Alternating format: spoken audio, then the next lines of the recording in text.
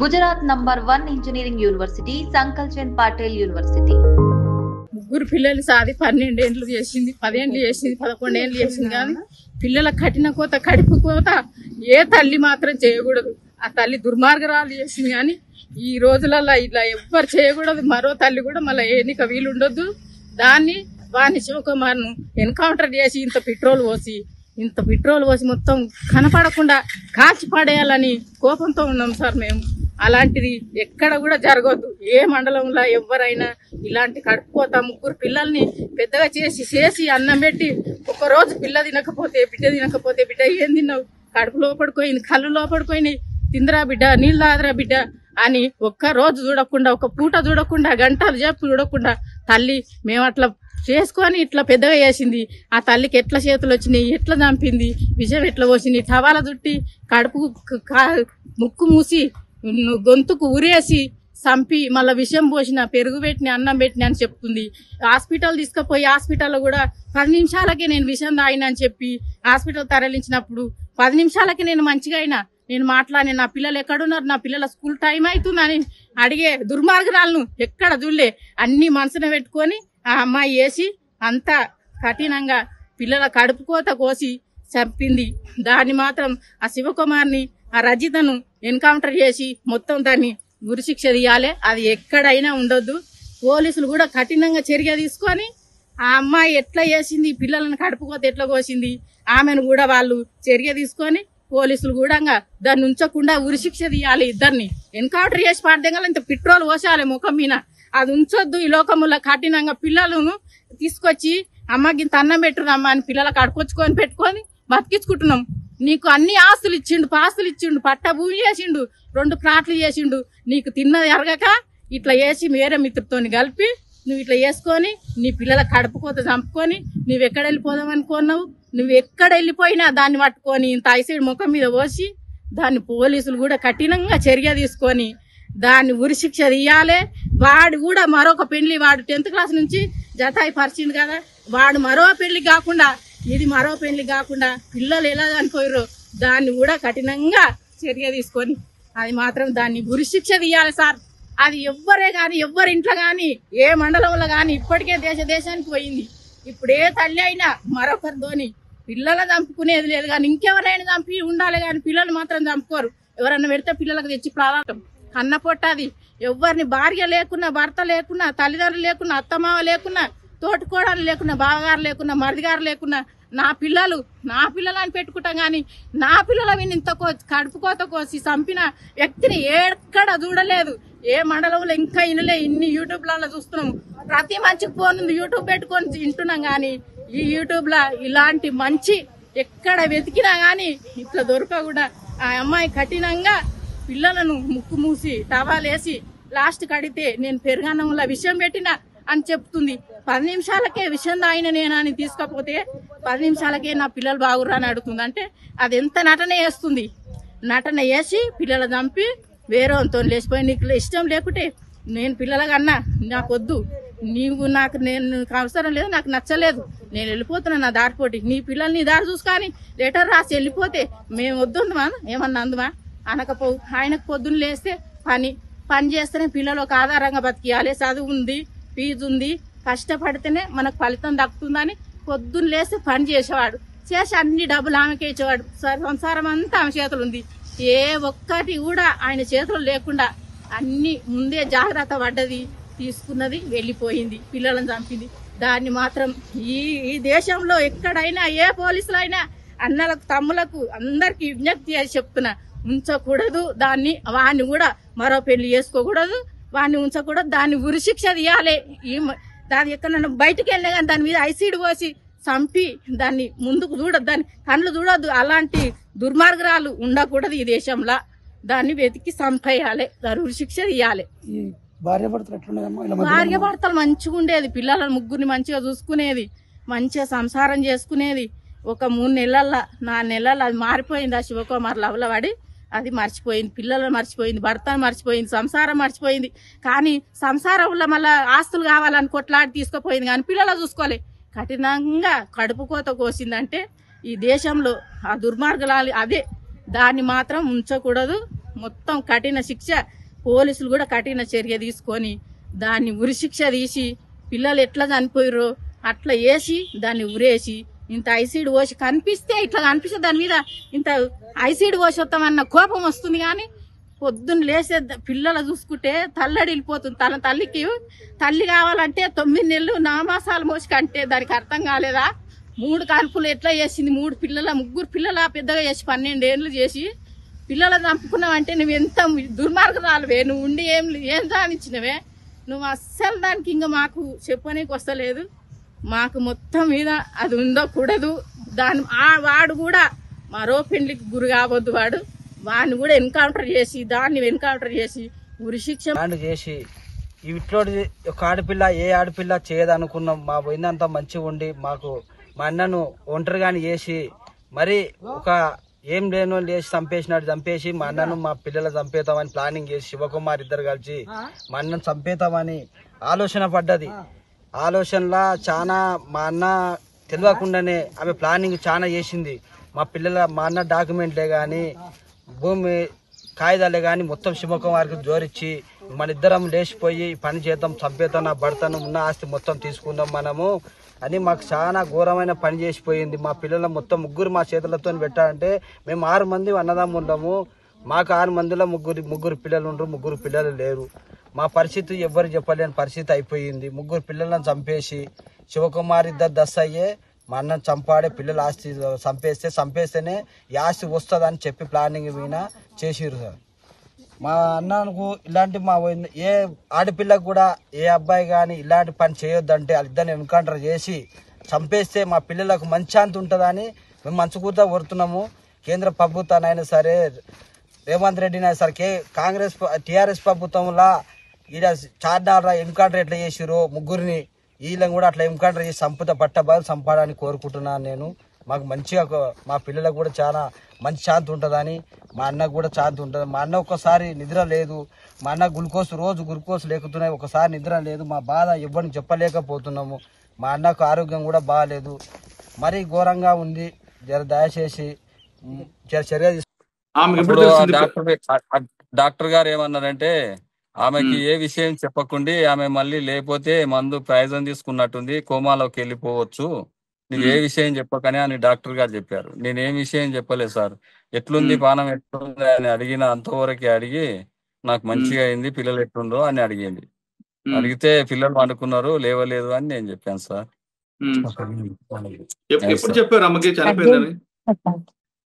చనిపోయిందని పోలీసు వాళ్ళు వచ్చి చెప్పారు సార్ వాళ్ళకు, నా భార్యకు. ఏమన్నదమ్మా ఇప్పుడు? నేను చెప్పలేదు సార్. నన్ను అప్పటికి పోలీసు వాళ్ళు తీసుకెళ్లారు సార్. అప్పుడు పిల్లలకు ఇష్టం ఇచ్చిన తండ్రి అని నన్ను పోలీసు తీసుకెళ్లారు. ఆ తర్వాత ఆమె దగ్గరికి పోయి ఎవరు చెప్పిర్రు ఏం చేసిర్రు తెలియదు సార్. నాకు సాయంత్రం 4:30-5కి వదిలేశారు. నన్ను అడిగారు, అడిగితే నేను చెప్పాను సమాధానాలు. సార్ ఇది పరిస్థితి ఇది అని చెప్పాను సార్. ఆ సార్ అప్పుడు తీసుకొని అక్కడ ఎవరున్నారు ఏందని ఫోన్ డాటా తీసుకొని నాకు చేశారు సార్. సారు మీ పిల్లలను పెట్టుకోపో బాబు అని తోలిచ్చేసి తర్వాత మీరు భార్యతో మాట్లాడారా? హాస్పిటల్కి వెళ్ళి మాట్లాడాను సార్. మాట్లాడితే రజిత ఎంత పని చేసినావు, పిల్లలను ఏం పాపం చేసినావు, నేనేం పాపం చేసినా, రజిత పిల్లలను ఎందుకు చంపినావు, నన్ను చంపేది ఉండే కదా అంటే ఒక్క మాట మాట్లాడదు సార్. కంట్లోకి వెళ్ళి నీళ్ళు వెళ్ళలేదు సార్. నా బాధ దిగమింకొని నేను బయటికి వచ్చేసాను సార్. నేను ఆడికి సార్ చివరి చూపు సార్ బయటికి పంపియండి అని ఆ ఎస్ఐ గారికి చెప్పాను సార్. ఎస్ఐ మేడం ఉంటే ఆ మేడానికి చెప్పాను, మేడం మీరు చివరి చూపు మేడం ఒక్కసారి చూడనియండి సార్ మా భార్యనని అంటే లేదు వద్దు అని పంపించేయలేదు సార్ నా భార్యను. అంటే చనిపోయిన పిల్లలను కూడా చూడలేదు ఆమె? చూడలేదు సార్ చనిపోయిన పిల్లలు. ఆమె చనిపోయింది చూడలేదు సార్. ఆమెనే చంపిందా ఎవరు చంపింది నాకు తెలియదు సార్. మరి అది అసలు విషయం ఎట్లా చంపింది కూడా నాకు తెలియదు సార్. మరి అది పోలీసులు ఏం చెప్పారు మీకు? పోలీసు వాళ్ళు ప్రెస్ మీట్ లో చెప్పారు సార్, అది తుబాలతోని చుట్టి చంపిందని చెప్తున్నారు సార్. మరి ఇప్పుడు అప్పుడు ఫస్ట్ లోనే మందు అన్నారు సార్. మందు కాదు, తుబాలతో చుట్టి చంపిందని చెప్తున్నారు. కానీ ఆమెలో అసలు ఏమాత్రం బాధ అని కనిపించట్లేదా? ఏ బాధ లేదు సార్. ఆమె సార్ ఒకవైపు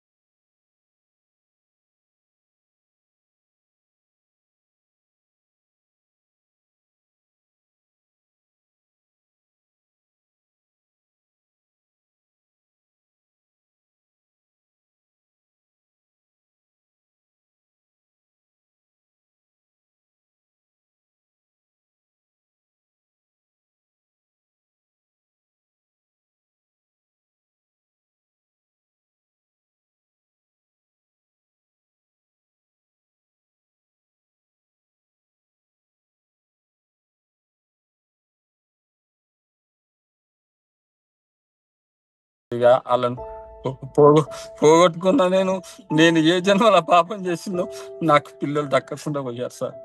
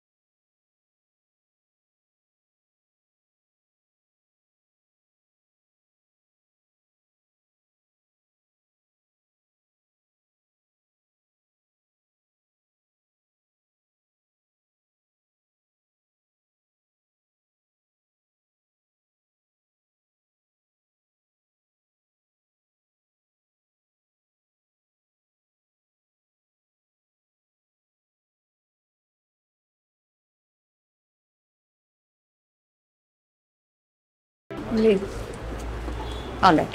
సో మొత్తం మీద ఇది హాస్పిటల్ ఎమర్జెన్సీకి సంబంధించిన వార్డ్. ఇది ఎమర్జెన్సీ వార్డ్ లోపల ఐ థింక్ ఇక్కడ మరి పైన ఎక్కడ ట్రీట్మెంట్ తీసుకుంటున్నారో తెలియదు, బట్ ఒకసారి చూద్దాం. ఇదే హాస్పిటల్. యాక్చువల్లీ ఏం లేదండి, యాక్చువల్లీ రజిత అనే పేషెంట్ ఇక్కడ మీకు ట్రీట్మెంట్ తీసుకుంటున్నారు కదా సార్.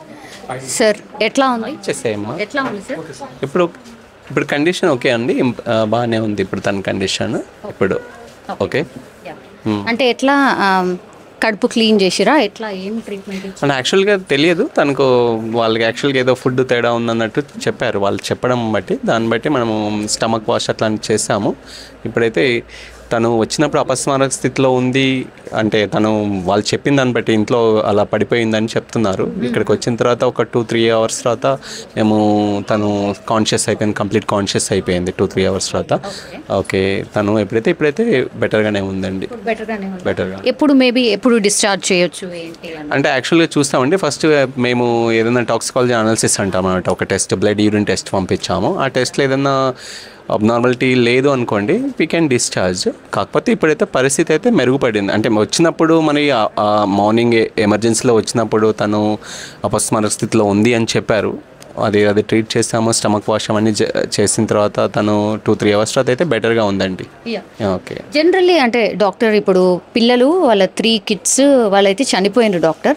ద సేమ్ ఫుడ్ తిని కూడా తీసుకుంది అంటున్నారు. ఇన్ జనరల్లీ అంటే ఎంత డోస్ తీసుకుంటే అట్లా అవుతుంది? అంటే food if you don't know exactly what kind of thing they are taken అనేది తెలియదు, సబ్స్టెన్స్ అనేది తెలియదు. అసలు నిజంగా అది మన టాక్సికాలజీ రిపోర్ట్ వస్తే మనం చెప్పగలుగుతాం ఏమన్నా దానికి. ఒకవేళ ఏదో ఫోరెన్సిక్ రిపోర్ట్ కానీ ప్రిలిమినరీ ఫోరెన్సిక్ రిపోర్ట్ బట్టి కూడా మనం అదే ఫుడ్ తీసుకోవడం వల్ల జరిగిందా ఇంకేంటి అనేది తెలుస్తుంది. ఇన్ కేస్ ఒకసారి ఫుడ్ కాకుండా ఇంకేమైనా జరిగిందా అక్కడ, వీ డోంట్ నో.